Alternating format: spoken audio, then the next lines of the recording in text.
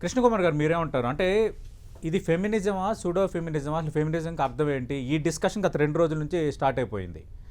అంటే మా శరీరం మా ఇష్టం అని చెబుతున్నారు, అది ఫెమినిజం అంటున్నారు. కానీ అది ఫెమినిజం ఎట్లా అవుతుంది అన్నది ఒక వాదన.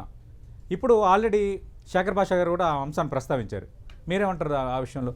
అసలు ఫెమినిజం అనే మాటకి అర్థం తెలియని వాళ్ళు కూడా దాని గురించి మాట్లాడుతున్నారు. ఓకే, ఇది నేను ఫస్ట్ వ్యతిరేకించే మాట.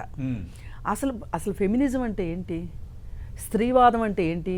బట్టల దగ్గర ఆపేస్తారా?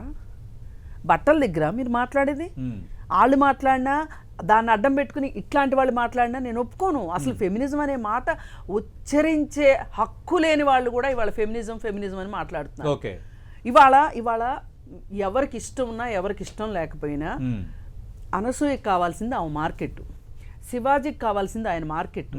వాళ్ళిద్దరూ డబ్బుల కోసమే వాళ్ళ వృత్తుల్లో వాళ్ళు ఉన్నారు. వాళ్ళిద్దరూ మాట్లాడిన మాటలను పట్టుకొని శివాజీ ఏదో దేశోద్ధారకుడైనట్లు, అనసూయ ఏమో జాతిని చెడగొట్టే మనిషి అన్నట్లుగా క్రియేట్ చేసేసి ఒక మిస్ ఇంటర్ప్రిటేషన్ ఇచ్చేసేసి దాన్ని తీసుకెళ్ళి మళ్ళీ ఫెమినిజం దాకా తీసుకెళ్లారు అంటే చాలా నమస్కారాలు పెట్టాలి వీళ్ళ తెలివితేటలకి. అది ఎక్కడి నుంచి ఎక్కడికి తీసుకొస్తున్నారు?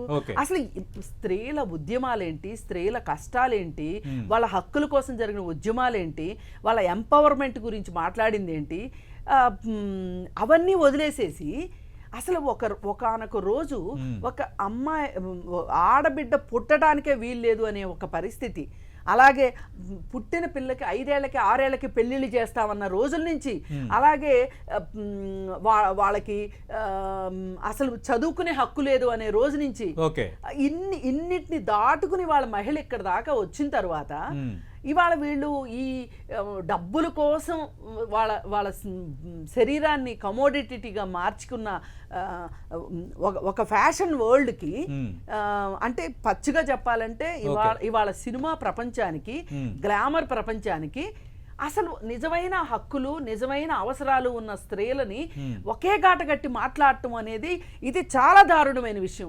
ఇది మీడియా కూడా చేస్తుంది, దురదృష్టం. అసలు మీరు ఈ దేశంలో అవసరాలు అంటే ఇక్కడ మా శరీరం మా ఇష్టం అంటున్నారు, మాకు నచ్చిన బట్టలు వేసుకుంటా, మీరు మాట్లాడడానికి హక్కు లేదు అంటున్నారు. అది నేను ఫెమినిజం కి మీరు ముడిపెట్టద్దు.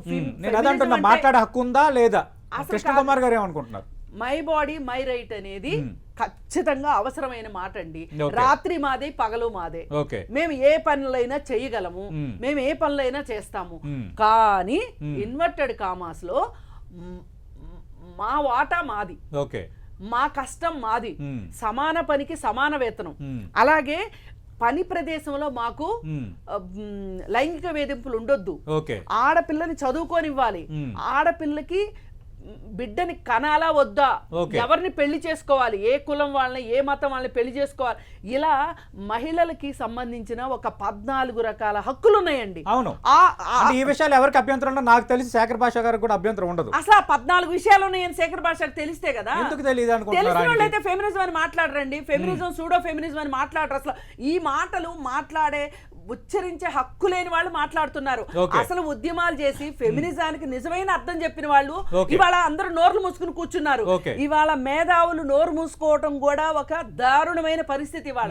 ఇవాళ మాట్లాడాలి ప్రతి ఒక్కళ్ళు, మంచికో చెడుకో ఈ చర్చ వచ్చింది. అసలు మీరు బట్టల దగ్గర ఎందుకు ఆపుతున్నారు?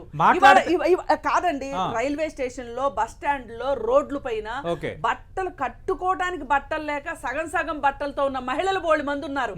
ఆ మహిళలకి వీళ్ళు ఏమైనా వెళ్ళి బట్టలు కప్పుతున్నారా? డబ్బులోనే ఒళ్ళు బలిసి బట్టలు ఇప్పుకొని తిరుగుతా అనే వాళ్ళ గురించి వీళ్ళు ఎందుకు మాట్లాడతారు? అసలు మై బాడీ మై రైట్ అనేది ఆ కాంటెస్ట్ వేరు, ఈ కాంటెస్ట్ వేరు. మీరు గుర్రాన్ని గాడిదని ఒక గాత కట్టి మాట్లాడి